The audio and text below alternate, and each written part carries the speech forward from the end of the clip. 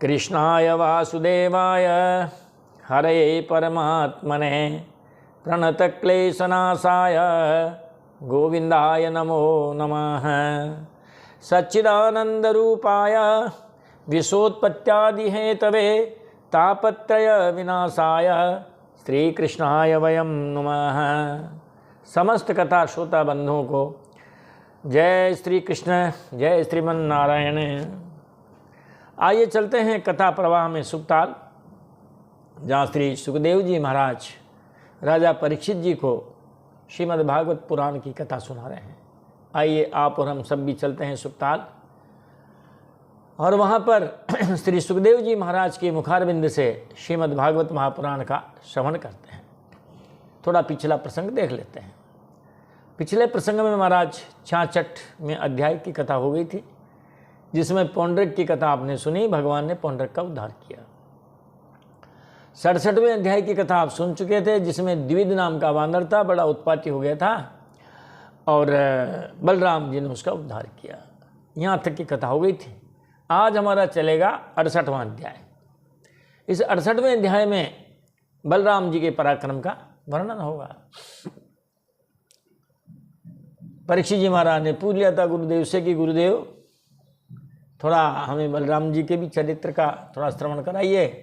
तो महाराज गुरुदेव कहने लगे कि भाई सुनो तो फिर अब बलराम जी के कोप का और उस कोप में कोप क्यों करना पड़ा? क्योंकि जाम्बवती नंदन सांब है। महाराज सांब का दुर्योधन की कन्या लक्ष्मणा से विवाह हुआ। अब ऐसा कौन सा विवाह जिसमें झगड़ा टंटा न हुआ? इस सांब के विवाह में भी झगड़ा टंटा हुआ, और उस झगड़ा टंटा मिटाने के लिए बलराम जी को दुर्योधन के यहाँ भेजा गया हस्तिनापुर में। क्योंकि महाराज दुर्योधन के गुरु जी हैं ये बलराम जी महाराज हैं, तो इनको ही भेजा। अब कैसे विवाह हुआ, क्या हुआ, सारी की सारी कथा आपको इस अध्याय में सुनने को मिलेगी। थोड़ा संकेत कर देते हैं कि जो जाम्बवती के जो सांब पैदा हुए, कहते महाराज जाम्बवती ने और भगवान कृष्ण ने शंकर पार्वती की उपासना की थी, और उसी से पार्वती मैया ने इनको ये वरदान भी दिया कि ये सांब जो है अभी जो हमारे पुत्र कार्तिकेय हैं, ये अगले जन्म में तुम्हारे यहाँ ही पैदा होंगे हैं। इसीलिए महाराज इस बच्चे का नाम रखा सांब।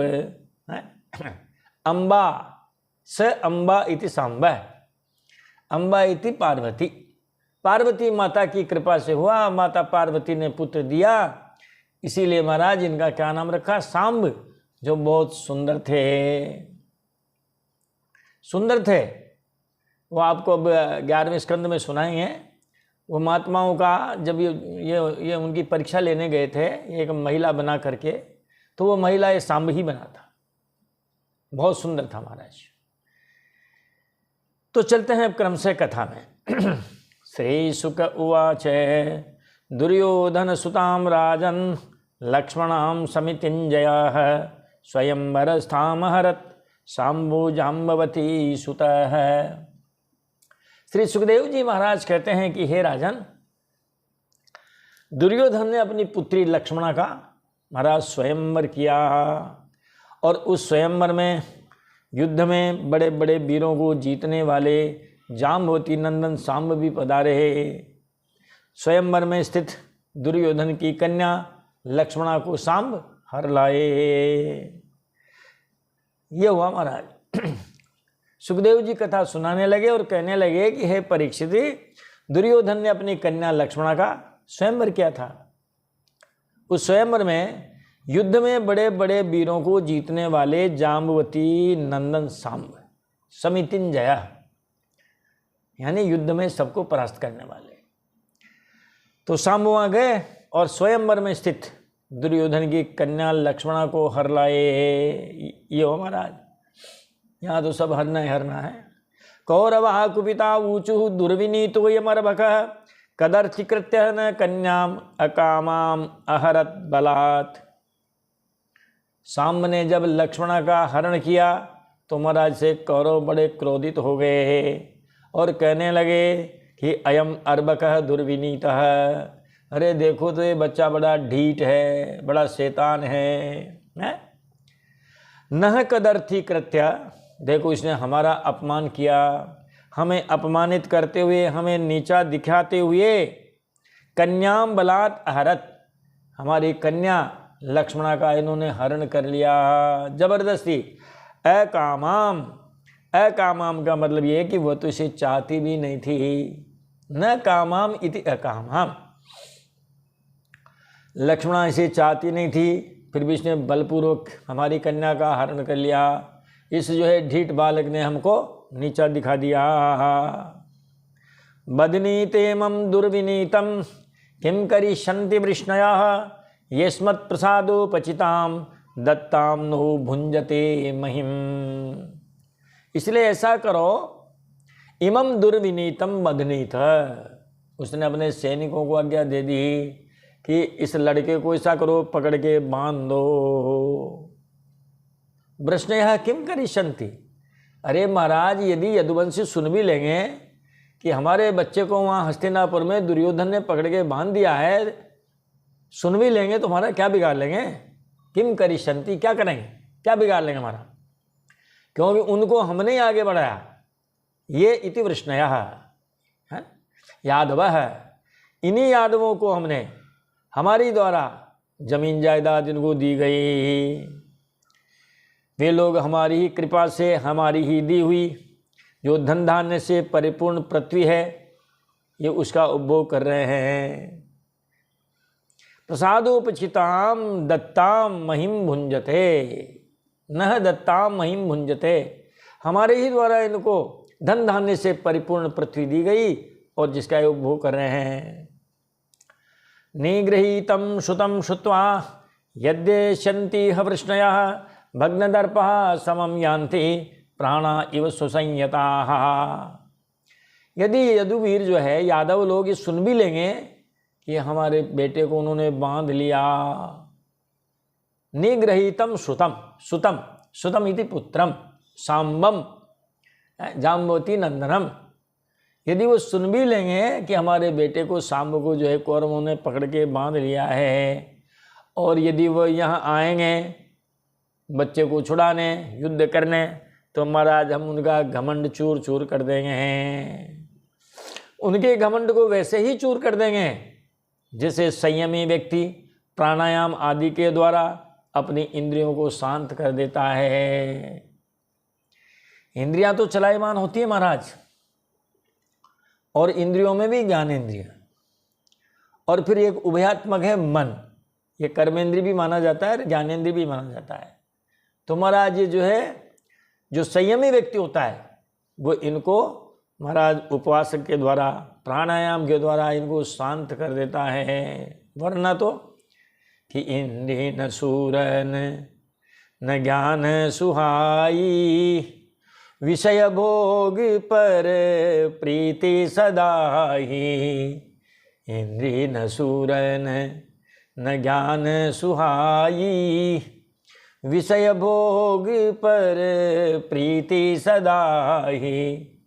इन इंद्रियों को और इंद्रियों के देवता, हर इंद्रिय के देवता है महाराज, इनको महाराज ज्ञान नहीं अच्छा लगता है, ये तो विषय भोग की तरफ दौड़ती ही रहती है।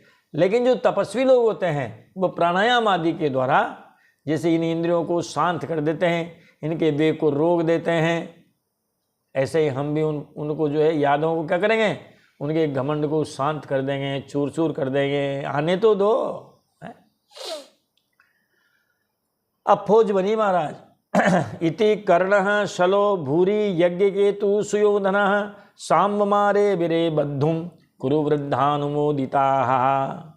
उन्होंने ऐसा विचार किया, अपने खानदान के बड़े बूढ़ों से विचार किया, पिताश्री से किया होगा, धृतराज महाराज से, दादा भीष्म से किया होगा, गुरु द्रोणाचार्य जी से किया होगा, कृपाचार्य जी से किया होगा। तो कहते कुरु वृद्धानुमोदिता, कुरुवंश के बड़े बूढ़ों की अनुमति ली और सांब को पकड़ने की तैयारी की। उस तैयारी महाराज कर्ण है, शल है, भूरी श्रवा है, यज्ञ केतु है और स्वयं दुर्योधन भी है। इन सब ने मिलकर के अपने कुरुवंश के बड़े बूढ़ों से अनुमति ली है और सांब को बांधने के लिए चल दिए हैं। तम ते जिगृक्षवः क्रुद्धाः तिष्ठ तिष्ठेति भाषिणः आसादे धन्विनो बाणैः कर्णाग्रण्यः समः किरन्। और फिर तम जिगृक्षवः गृहीतुम इच्छा जिगृक्षा ते इति जिगृक्षवः। महाराज ये सब उसको पकड़ने की इच्छा से है। महाराज कौरवों ने कर्ण को बनाया, कौरवों ने कर्ण को मुखिया बनाया और कर्ण को मुखिया बना करके कौरव वीर धनुष चढ़ाते हुए और वो सांब के पहुँचे और क्रोध में भरकर उन्हें पकड़ लेने की इच्छा से उसको महाराज डराने धमकाने डांटने लगे, कहने लगे खड़ा रहे कहाँ भागता है। इस प्रकार ललकारते हुए उनके ऊपर बाणों की वर्षा करने लगे। सांब भी कम नहीं थे महाराज, इन्होंने भी अपनी खूब लड़ाई लड़ी है। अब इस युद्ध का वर्णन एक चौपाई में कर देते हैं कि पुनि नाना विधि भई लड़ाई देखत बनहि बरनि नहीं जाई। पुनि नाना विधि भई लड़ाई देखत बनहि बरनि नहीं जाई। महाराज फिर भयंकर लड़ाई हुई है सांब के बीच में, इन कौरवों के बीच में, और देखते ही बनती है उसका वर्णन तो किया ही नहीं जा सकता। न प्रिंट मीडिया न इलेक्ट्रॉनिक मीडिया किसी में भी उसका वर्णन नहीं किया जा सकता। अंत में बच्चों को बांध लिया है। तम बद्ध्वा विरथीकृत्य कृस्रेण कुरवो युधि कुमारम स्वस्य कन्याम च स्वपुरम जहिनो विशन। सांब को क्या किया? विरथीकृत्य, महाराज उसको रथहीन कर दिया। युधि यानी युद्ध में, युधि कुरवः विरथीकृत्य कृस्रेण तम बद्ध्वा। युद्ध में कौरवों ने महाराज सांब को रथहीन कर दिया। बड़ी मुश्किल से उस बच्चे को बांध लिया, सांब को बांध दिया। और सांब को और उसी के साथ जो लक्ष्मणा थी उसको भी महाराज अब कहाँ ले गए? हस्तिनापुर में ले गए। और मानो जीत का डंका बजाते हुए, जीत का विजय मनाते हुए, उत्सव मनाते हुए महाराज सांब को भी और लक्ष्मणा को भी हस्तिनापुर में ले गए। तच्छ्रुत्वा नारदोक्तेन राजन् संजातमन्यवः कुरून् प्रत्युद्यमं चक्रुः उग्रसेन प्रचोदिताः।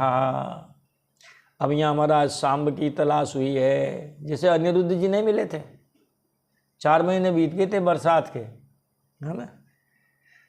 अब महाराज जहाँ 16,108 तो उनके 10 तो लगभग 1,61,000 हो गए, उसके भी ऊपर ही हो गया। अब किस किस का ध्यान रखे, कौन ध्यान रखे?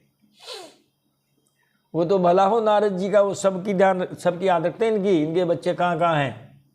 इसीलिए महाराज नारद जी ही आए और नारद जी ने महाराज सांब को बंदी बनाए जाने के समाचार यदुवंशियों को सुनाए। कहाँ है तुम्हारा सांब? महाराज पता नहीं है, जाओ वहाँ हस्तिनापुर में। दुर्योधन ने उसको पकड़ के बांध रखा। ये बात सुने तो महाराज यदुवंशियों को बड़ा क्रोध आया है। अब उन्होंने भी महाराज उग्रसेन की आज्ञा से कौरवों पर चढ़ाई करने के लिए तैयार हो गए हैं, चढ़ाई करने की तैयारी कर ली है। गत्वा गजा वयम रामो वायोपवनमास्थितः उद्धवं प्रेषयामास धृतराष्ट्रं बुभुत्सया। बलराम जी ने यदुवंशियों और कुरुवंशियों में झगड़ा होना ठीक नहीं समझा। तैयारी भी कर ली, जाने भी लग गए, मगर बलराम जी ने सोचा ये लड़ाई ठीक नहीं है। दुर्योधन हमारा चेला है, उससे भी हमारा संबंध है? एक तरफ तो हमारा छोटे भाई का बेटा है, वैसे देखा जाए तो पोते जैसा ही है ना। कहते हैं बड़े पापा, है ना, ताऊ जी भी कह देते हैं। तो इस प्रकार एक तरफ भाई का बेटा बंधा पड़ा है वहाँ पे, दूसरी तरफ लड़ाई लड़ते हैं तो दुर्योधन है वहाँ पर जो उनका प्रिय चेला है। तो बलराम जी ने यदुवंशियों और कुरुवंशियों में झगड़ा होना ठीक नहीं समझा। अतः वे कौरवों को समझाने के लिए हस्तिनापुर पहुंचकर नगर के बाहर एक जो है बगीचे में ठहर गए। रामो गजा वयम गत्वा, बलराम जी गए और चले गए। 2 5 10 साथ में ले गए उनको, अपने सचिव सहायक जितने भी हैं उन सबको ले गए। बाह्य उपवनम आस्थित है, बाहर एक जो है बगीचा था उसमें ठहर गए। अब उन्होंने उद्धवम प्रेषयामास से उद्धव जी को भेजा दूत बना के। धृतराष्ट्रम बुभुत्सया, है ना, कहते हैं महाराज कौरव लोग क्या करना चाहते हैं इस बात का पता लगाने के लिए है।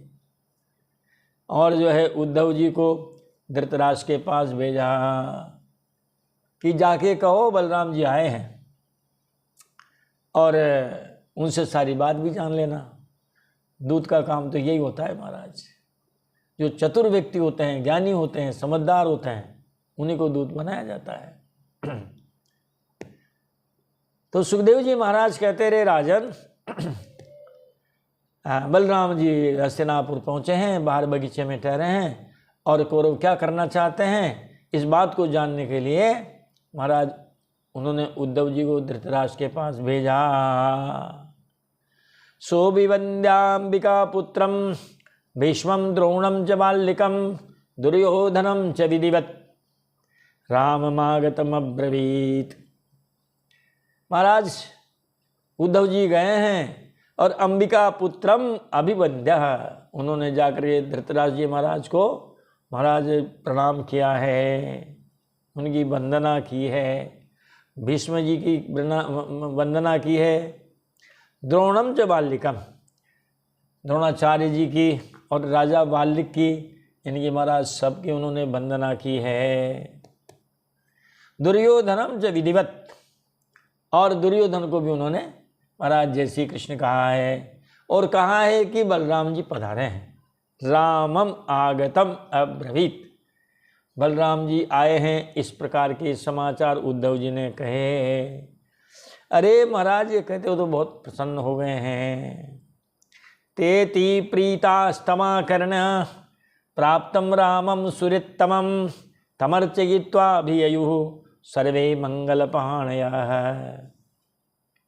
सुखदेव जी कहते रहे राजन, जब दुर्योधन ने सुना कि बलराम जी पधारे हैं तो महाराज अपने परम हितैषी और प्रियतम बलराम जी का आगमन सुनकर के कौरवों की प्रसन्नता की सीमा न रही, बहुत प्रसन्न हुए।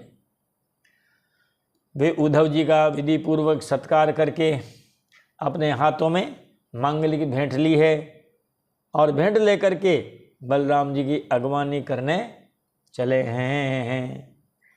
अगवानी के पश्चात बलराम जी कौरवों को महाराज उग्रसेन जी की आज्ञा सुनाने लगे। कहा महाराज उग्रसेन जी ने कहा है, उग्रसेन जी ने कहा है कि यदयूयम बहवस्त्वेकम जित्वा धर्मेण धार्मिकम अबधनीतात तन्मृषे बंधूनाम ऐक्य कामया। तुम बहुत सारे लोगों ने, सैनिकों ने मिलकर के हमारे एक बालक को बांध लिया। यूयम तुम सब ने, बहव यूयम बहव तुम तो बहुत है, और एकम धार्मिकम अपने पोते के लिए कहा है धार्मिक, बता धर्मात्मा। हमारे धर्मात्मा सांब को तुमने अधर्म के द्वारा बांध लिया है। महाराज हम उसको इसलिए सहन कर रहे हैं कि आप में हम में मित्रता बनी रहे, संबंधियों में एकता बनाए रखने के लिए, आपसी झगड़ा ना हो, इसीलिए आपके इस काम को, इस आपके दुष्कृत्य को, दुष्टता को, दुस्साहस को महाराज हम सह लेते हैं। अब ऐसा करो, सांब को उसकी नववधू के साथ हमारे पास भेज दो। बलराम जी की ये बात सुनते हैं महाराज कौरव क्रोध से तिलमिला उठे और कहने लगे, अहो महचित्रमिदं कालगत्या दुरत्या आरुरुक्षत्युपानदवै शिरो मुकुट सेवितम। कौरव कहने लगा, अरे ये तो बड़े आश्चर्य की बात है, सचमुच काल की गति को कोई टाल नहीं सकता है। ये समय का ही फेर है कि बन बन भटकने वाले यादव आज हमें आज्ञा दे रहे हैं। और एक बात ऐसी कही कि महाराज बलराम जी का क्रोध 7वें आसमान पर पहुंच गया। कहा, पैरों में पहनने लायक जो जूती है आज हमारे सिर पर चढ़ना चाहती है। तो यदुवंशियों क्या बताया, पैर की जूती। कभी दे रहे तुम, मैं ठोकर पे रखता हूँ उसको, तुम मेरी पैर की जूती के बराबर नहीं हो। ये जूते उस जमाने में भी चलते थे महाराज। उपानद का मतलब होता है जूता है। कालगत्या दुरत्या। रे देखो आप समय की महिमा कि ये कल तक के ग्वाले बन बन भटकने वाले आज हमें आज्ञा दे रहे हैं। ऐसा लगता है कि उपानत का मतलब जूता, मुकुट सेवितम सुरो आरुरुक्षति। महाराज तभी तो आज पैरों की जूती उस सिर पर चढ़ना चाहती है जो श्रेष्ठ मुकुट से शोभित है। ये कहा महाराज। एते यौनैन संबंधा। अरे हमने का शादी ब्याह कर ली तो ये थोड़ा ही है, बताओ।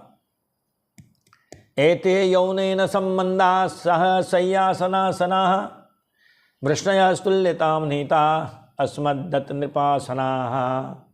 इन यदुवंशियों के साथ हम किसी प्रकार हम लोगों ने विवाह संबंध कर लिए।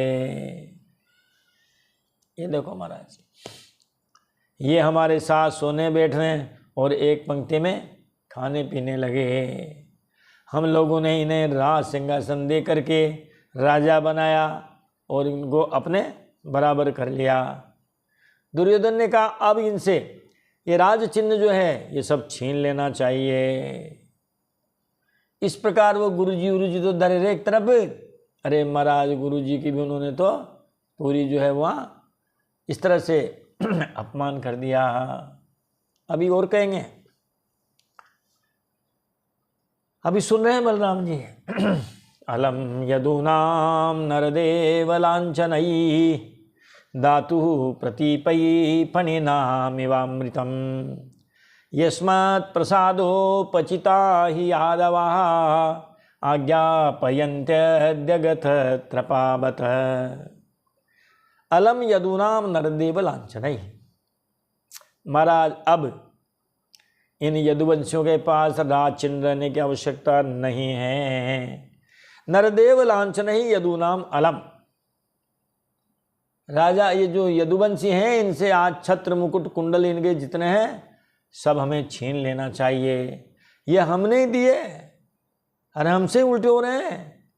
एक हिंदी में आपने एक कहावत सुनी होगी, मेरी बिल्ली मुझसे ही म्याऊं। हमने इनको राजा बनाया, आज हमको ये आज्ञा दे रहे हैं। महाराज ये तो उस दुष्ट सांप की तरह हैं। अरे जिसको क्या करो, अमृत जैसा दूध पिलाओ तो ये जहर ही उगलते हैं। इसीलिए अब सांपों को दूध पिलाना छोड़िए। ये कह रहे हैं महाराज। जैसे सांप को दूध पिलाने वाले के लिए घातक होता है, वैसे ही हमारे द्वारा दिए हुए राज चिन्हों को लेकर ये हमसे ही विपरीत हो गए हैं। यस्मत् प्रसादोपचिता ये यादवा आज्ञापयन्त्यद्यगथ त्रपावत।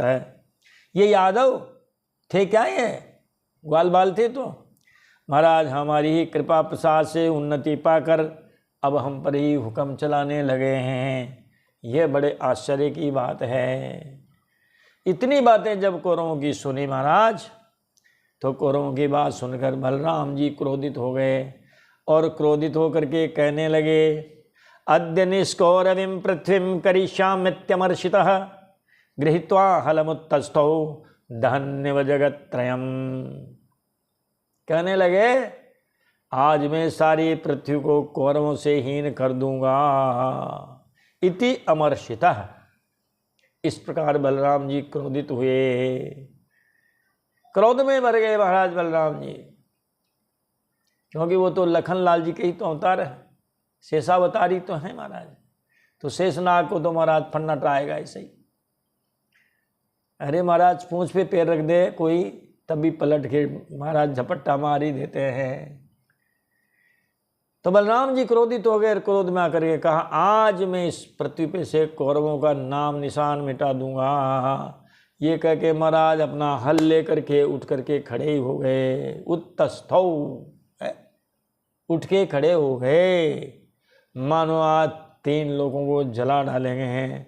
दहन निव जगत त्रियम, वे अपना हल लेकर के और महाराज जो है खड़े हो गए और हस्तिनापुर को गंगा जी में डुबो देने के लिए खड़े हो गए।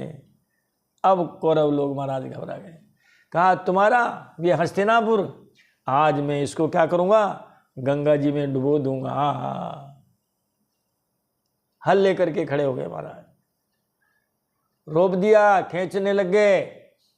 वो तो महाराज पैर वेर उनके पड़े हैं, हाथ पांव जोड़े हैं। कहते हैं ना हस्तिनापुर में आज भी टेढ़ा इस तरह से जो गंगा जी की तरफ उसका ढलान है। ये हुआ। अब तक तो बकवास करते रहे, लेकिन जो ही, क्योंकि कायर बहुत प्रलाप ही, बह के न बोले सूर, काम पड़ा ही जान जे, किसके मुख पर नूर।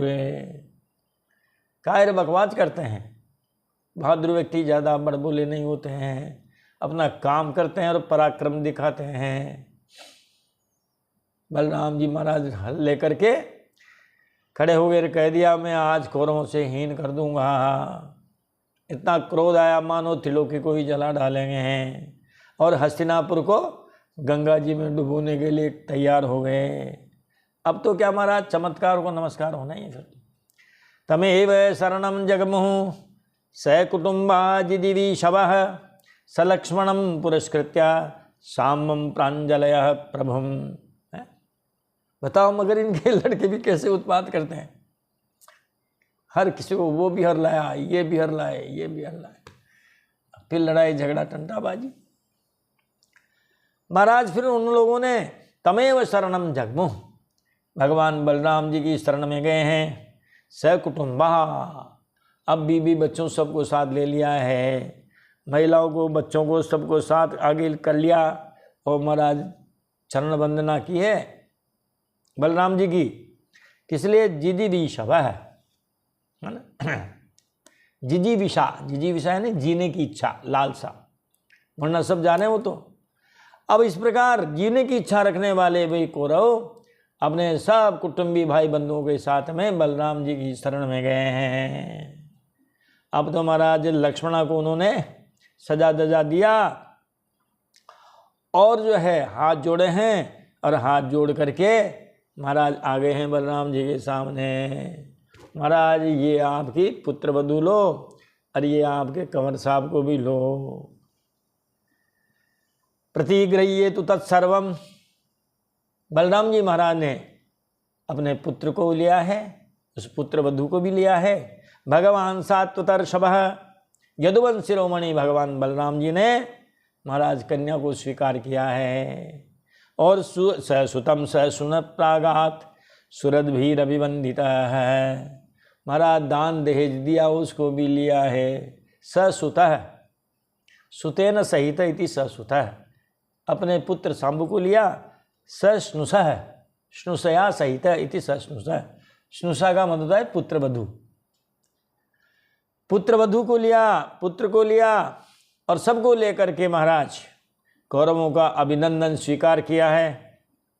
अब यहाँ ये सुरद्भी इति कुरु भी, कौरवों के द्वारा महाराज उनका बड़ा स्वागत सत्कार किया। और इन सब को लेते हुए महाराज जो बलराम जी महाराज हैं महाराज, और फिर उन्होंने द्वारिका की यात्रा की है। बोलिए बलराम जी महाराज की जय। और यहाँ आकर के आपका ये जो 68वां अध्याय है ये विराम ले लेता है। अगला अध्याय है 69वां, 69तमोध्याय, 69वां अध्याय है। थोड़ा छोटा है, इसको भी आप और हम देख लेते हैं, इसकी भी कथा सुना देते हैं। महाराज इस अध्याय में जब नारद जी ने सुना कि भगवान ने भौमासुर का वध किया, 16,100 राजकन्याओं के साथ विवाह किया, उनके लिए अपने अलग अलग भवन बनाए और उन भवनों में उन सबको ला करके प्रत्येक भवन में भगवान ने उनके साथ विवाह किया, महाराज उनका पेट फूल गया। बात पची नहीं। जब भोजन नहीं पचता है या बात नहीं पचती है तब महाराज पेट फूल जाता है। नारद जी महाराज का पेट फूल गया। यार ये तो कैसे हो सकता है? एक भगवान और 16,100, 8 को मिला दी तो 108, इतने रानियों के साथ महाराज एक साथ है, एक ही शरीर से, एक ही भवन में, एक ही समय उन्होंने पाणी ग्रहण संस्कार किया। ये कैसे हो सकता है? चल के देखना चाहिए। और महाराज नारद जी द्वारका आ गए हैं, अब वो भगवान की परीक्षा लेंगे। ऐसी कथा इस अध्याय में है, ज़्यादा बड़ा नहीं है, तो देख लेते हैं इसको भी। इस अध्याय का नाम रखा है देवर्षि नारद जी का भगवान की गृहचर्या देखना। भगवान की जो है वो गृहचर्या देखने जा रहे हैं।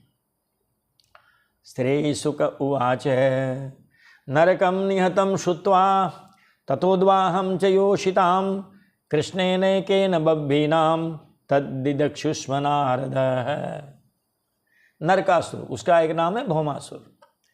जब उन्होंने सुना कि भगवान ने उस भौमासुर को मार दिया और वहाँ जो मिली राजकुमारियाँ उनके साथ उन्होंने विवाह भी कर लिया, कृष्णेन एकेन बभ्भीनाम योषिताम, भगवान कृष्ण ने एक अकेले ही इन बहुत सारी महिलाओं के साथ विवाह कर लिया, तो महाराज चलो सबके कमरे में चलेंगे और सभी जगह जो है अतिथि सत्कार अपना होगा। महाराज बड़े बड़े वहाँ द्वारिका के जो मिष्टान्न हैं महाराज उनका भोग लगाने का आनंद आएगा। कहीं रबड़ी मिलेगी, कहीं रसगुल्ला मिलेगा, कहीं गुलाब जामुन मिलेगा, कहीं गिरीपाक मिलेगा, कहीं खीर मिलेगी, कहीं मालपुए मिलेंगे। आनंद होगा, 56 भोग मिलेंगे। और नारद जी चल दिए महाराज द्वारिका की ओर, क्योंकि उनके मन में भगवान श्री कृष्ण के रहन सहन को देखने की बड़ी अभिलाषा थी। और वो कहने लगे चित्रम बते तदेकेन वपुषा युगपत् पृथक गृहे सुदिष्ट साहस्रम स्त्रिय एक उदावहत। वे सोचने लगे, अरे महाराज ये कितने आश्चर्य की बात है। चित्रम बत एतद चित्रम, ये बड़े आश्चर्य की बात है कि एकेन वपुषा, अपने एक शरीर के द्वारा, युगपत का मतलब एक साथ, एक शरीर से एक समय में एक ही साथ है महाराज उन्होंने जो है वो उनके जो भवन हैं 16,000 महलों में अलग अलग 16,000 राजकुमारियों से पाणी ग्रहण संस्कार किया। महाराज ये तो बड़ा आश्चर्य की बात है, कैसे संभव हो सकता है। और नारद जी द्वारिका के लिए रवाना हुए, प्रस्थान देखेंगे। इत्युत्सुको द्वारवतीं देवर्षिर्दृष्टुमागमत् पुष्पितोपवना राम द्विजाली कुलनादिताम। इस उत्सुकता से भरे हुए, इस प्रकार उत्सुकता से प्रेरित होकर के श्री कृष्ण की लीला देखने के लिए महाराज नारद जी द्वारिका आ पहुँचे। द्वारिका का वर्णन क्या है, कैसी द्वारिका है? उस द्वारिका में महाराज बड़े बड़े बाग बगीचे हैं और जिनमें खिले हुए रंग बिरंगे फूलों के महाराज वृक्ष और लताएँ हैं। वृक्ष और लताओं से द्वारिका परिपूर्ण है। महाराज उन पर तरह तरह के पक्षी चहक रहे थे और भौरे गुंजार कर रहे थे। ऐसी द्वारिका में महाराज जो है नारद जी आ चुके हैं, पधार चुके हैं। तत्र षोडशभी सदम सहस्रै समलंकृतम विवेशे कतमं शौर्य पत्नी नाम भवनम महत। अब वहाँ पर उन्होंने महाराज वो 16,100 जो भवन देखे हैं, बड़े समलंकृतम, महाराज उनको बड़ा सजाया और संवारा गया है। बहुत दिव्य और भव्य 16,000 उनको वो भवन दिखाई दिए हैं, जो कि रानियों के रहने के लिए हैं। महाराज अब नारद जी महाराज एक बड़े सुसज्जित ऐसे एक भवन में उन्होंने प्रवेश किया। विवेश एक तमम शौर्य पत्नीनाम भवनम महत। वहाँ उनकी पटरानियों के राजरानियों के बहुत सारे भवन हैं, लेकिन कहते हैं एक तमम भवनम, और वो भवन क्या है? महत। महत यानी विशाल, एक बहुत बड़ा विशाल भवन है महाराज। उसमें नारद जी महाराज ने बिना घंटी बजाए अंदर पहुंच गए, है ना, चले गए अंदर। वहाँ क्या देखते हैं महाराज? वो तस्मिन् समान गुण रूप वय सुवेश दासी सहस्रयुतयानुसवं गृहिण्या विप्रो ददर्श चमरा व्यजनेन रुक्म दंडेन सात्वतपतिं परिबीजयन्त्या। विप्रो ददर्श, तस्मिन् विप्रो ददर्श। महाराज उस भवन में जो है नारद जी महाराज ने देखा कि रुक्मिणी जी भगवान के सोने की जिसकी डंडी है, ऐसे उस चंवर का जो पंखा है महाराज, वो महाराज उनके हवा कर रही है, पंखा जल रही है, ये देखा। रुक्म दंडे ने सात्वत पतिम परिबीजयन्त्या गृहिण्या सह विप्रो ददर्श। गृहिणी कौन? महाराज रुक्मिणी जी। सबसे पहले नारद जी महाराज रुक्मिणी जी के महल में पहुँचे हैं, और रुक्मिणी जी की कैसी दासियां हैं महाराज? हजारों जो है वहाँ दास दासियां हैं, जो समान गुण, समान रूप, समान वय, समान सुवेश, ऐसे महाराज हजारों हजारों दासियां जिनकी हमेशा सेवा में रहती है। समान गुण, समान रूप, समान अवस्था, समान वेशभूषा वाली हजारों हजारों दासियां जो है महाराज वहाँ काम कर रही है। अनुसवम इति प्रतिक्षणम, प्रतिक्षण हमेशा अहरनिश 24 घंटे महाराज हजारों हजारों दासियां वहाँ काम कर रही है।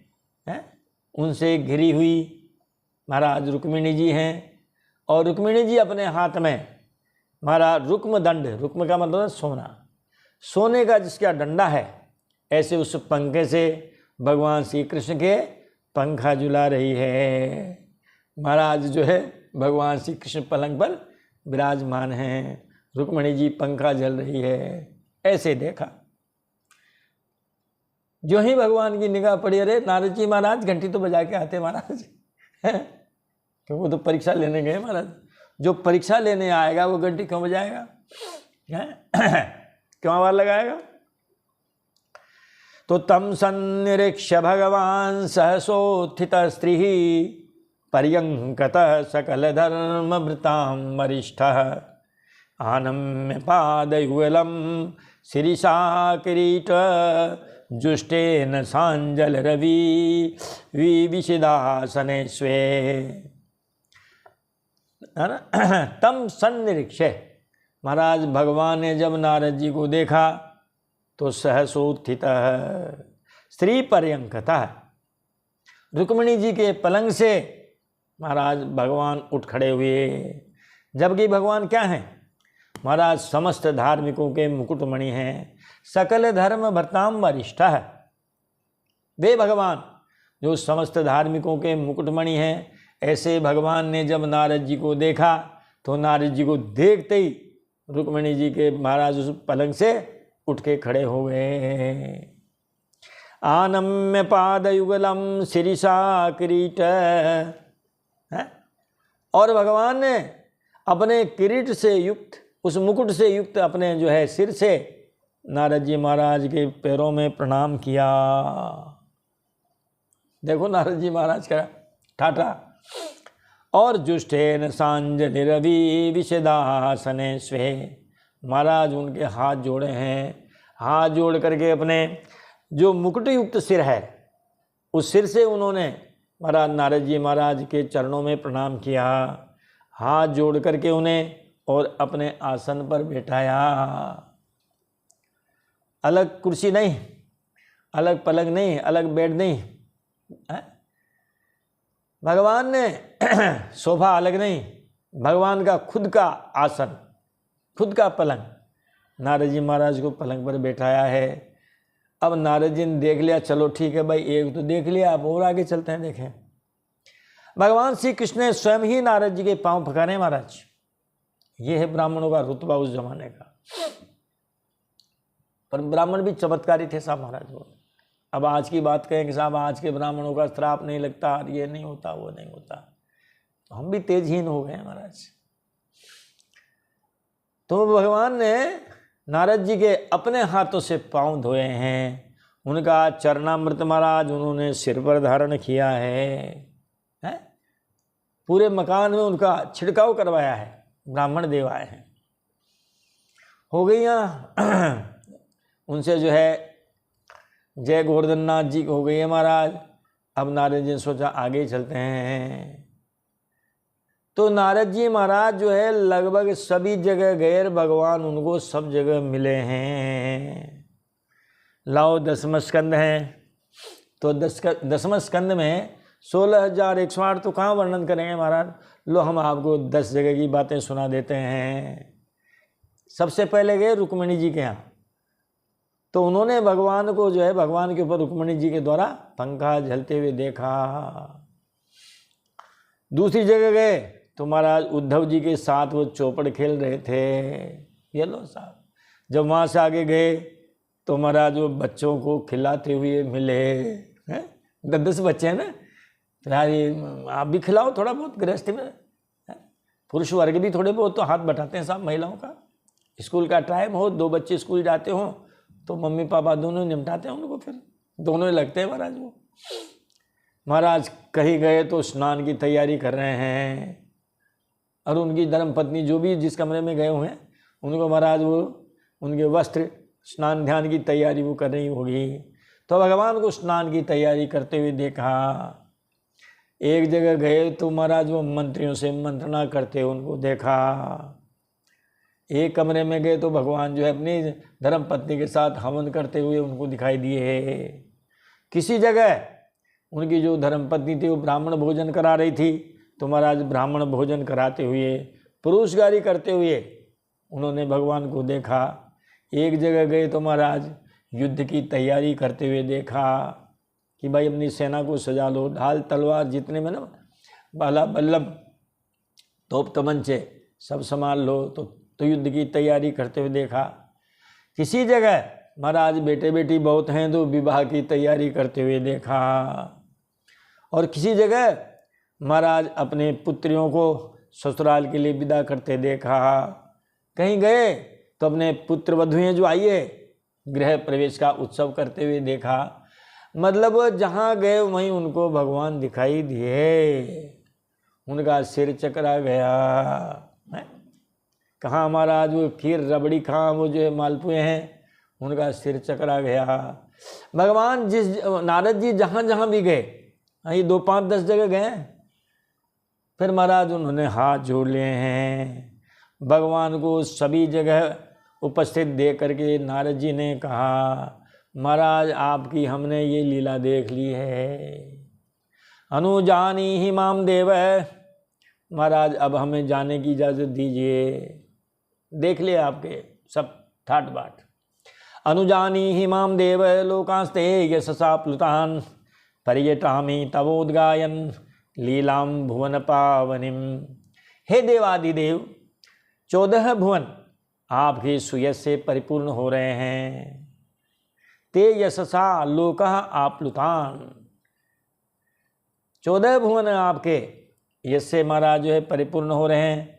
अब आप मुझे आज्ञा दीजिए, मैं जाना चाहता हूँ। देख लिया मैंने सब,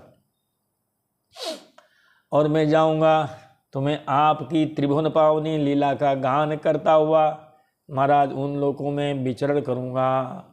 14 लोकों में आपकी जब ख्याति है तो महाराज उन 14 लोकों में मैं आपकी और इस ख्याति का विशद गुणगान करता हुआ मैं महाराज अब घूमूंगा। आप हमें आज्ञा दीजिए। ये कहा नारद जी ने।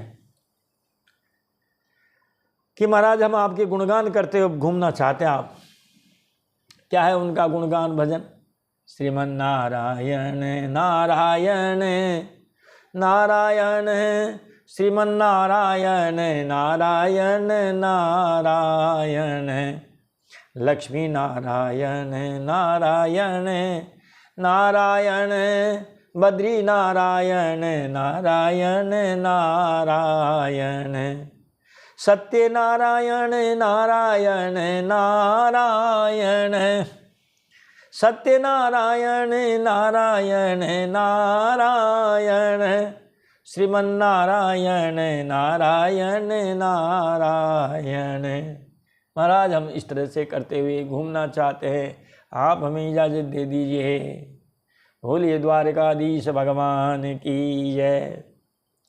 तब भगवान ने कहा नारद जी से, रे बेटा, यहाँ संबोधन दिया उन्होंने पुत्र, मतलब श्लोक में पुत्र शब्द आया है। ब्रह्मन् धर्मस्य वक्ता हम कर्ता तदनुमोदिता तत्शिक्षयन् लोकमिमम् आस्थितः पुत्रमाखिदः। बेटा मेरी सी योग माया को देखकर तू मोहित मत हो। ये कहा पुत्र माखिद, हे बेटा तू परेशान मत हो, है तेरी जो इच्छा थी देखने की वो तूने देख ली है ना। अब सभी में 16,108 में तू जाता तो भैया तेरा बड़ा सब जगह, हमारी जो राजरानियां हैं पटरानियां हैं, तुम्हारा बहुत स्वागत करती महाराज। आप तो 2, 5, 10 जगह घूम लिए, देख लिए और अब घबरा गए कि महाराज अब जाना चाहते हम तो विदा दो आप तो हमको। तो ब्रह्मन, यहाँ ब्रह्मन शब्द नारद जी के लिए आया है। भगवान श्री कृष्ण ने कहा कि हे नारद जी, मैं इस गृहस्थी धर्म का उपदेशक हूँ, उपदेश करने वाला हूँ, मैं इसका पालन करने वाला भी हूँ और मैं इसके जो अनुष्ठान करने वाले हैं महाराज उनका अनुमोदन करने वाला भी हूँ। जो गृहस्थी लोग हैं उन गृहस्थी लोगों को शिक्षा देने के लिए भैया ये मैंने सारा प्रपंच रचा है। गृहस्थी लोग देख ले कि महाराज गृहस्थाश्रम कैसे चलता है। अरे महाराज एक एक में ही परेशान हो जाते हैं और यहाँ तो 16,108 है और कहीं कोई तकलीफ नहीं है। इसलिए संसार को गृहस्थ धर्म की शिक्षा देने के लिए तत्शिक्षयन तत् इमं लोकम शिक्षयन तत् धर्मम इमं लोकम शिक्षयन, उसी गृहस्थ धर्म की शिक्षा देने के लिए ही मैं इस प्रकार गृहस्थ धर्म का आचरण करता हूँ। मैं स्वयं गृहस्थी हूँ, क्योंकि जो गृहस्थी होगा वही गृहस्थी धर्म का उपदेश कर सकता है। बाबा जी क्या जाने महाराज गृहस्थी क्या होती है। मेरे प्यारे पुत्र तू मेरी योग माया देकर मोहित मत होना। भगवान की बात सुन करके और नारद जी वहाँ से चले गए। उन्होंने महाराज सोचा था चोबे गए थे छब्बे बनने दुब्बे बनकर आए हैं, गए थे भगवान की लीला देखने और ऐसे मोहित हुए कि महाराज वहाँ से चले आए हैं। यहाँ आकर के और महाराज 69वें अध्याय का भी विराम हो जाता है और हम भी देंगे वाणी को विराम। मिलेंगे अगले वीडियो में अगली कथा के साथ। अगली जो कथा है वो 70वां अध्याय चलेगा और 70वें अध्याय में महाराज अब जरासंध के कैद में भी वहाँ भी महाराज वो है, वो राजा हैं, लगभग शायद 18,200 के आसपास है। भागवत जी में आएगा, हम बता देंगे। वो भी ऐसा है महाराज जिसने इतने 18,200 तो बंद करके और कह रहा है कि जिस दिन 21,000 हो जाएंगे महाराज हम इनकी बलि दे देंगे भैरवनाथ के लिए। बताओ, उन कैदी राजाओं का दूत आता है भगवान के पास कि महाराज हमें मुक्ति दिलाइए महाराज। और नारद जी भी आ जाते हैं कि महाराज वो जो पांडव है ना आपके इंद्रप्रस्थ में, अब तो दिल्ली बन गई वो, महाराज वो यज्ञ करना चाह रहे हैं और आपको ही मुखिया बनाना चाहते हैं, इसलिए आप महाराज वहाँ पधारिए। 2 काम एक साथ आ गए हैं, जरासंध का वध भी करना है और उस यज्ञ में भी जाना है। युधिष्ठिर जी महाराज यज्ञ कर रहे हैं, राजसूय यज्ञ कर रहे हैं महाराज वो। और उस राजसूय यज्ञ में युधिष्ठिर जी राजसूय यज्ञ करे, भगवान वहाँ न जावे तो कैसे, वो तो यज्ञ हो ही नहीं सकता। अगर युधिष्ठिर जी महाराज 5 ब्राह्मणों का भोजन कराते हैं तो भी भगवान के बिना काम नहीं होता वहाँ तो है। तो ऐसी कथा अब महाराज आगे आएगी और इसमें शिशुपाल वध भी होगा और बहुत होगा। करीब 5-7 अध्याय ऐसे हैं जो महाराज बड़े रोचक हैं, रोचक भी है और रोमांचक भी हैं। तो इन अध्यायों की कथा जब भी समय मिलेगा वीडियो बनाएंगे, तब महाराज हम आप लोगों को सुनाएंगे। और अब देते हैं वाणी को विराम, मिलते हैं आपसे अगले वीडियो में। तब तक के लिए बोलिए द्वारिकाधीश भगवान की जय, भक्तवत्सल भगवान की जय, मथुराधीश भगवान की जय, बांके बिहारी लाल की जय। जय जय श्री राधे, जय जय श्री सीताराम। हर हर हर महादेव शंभो।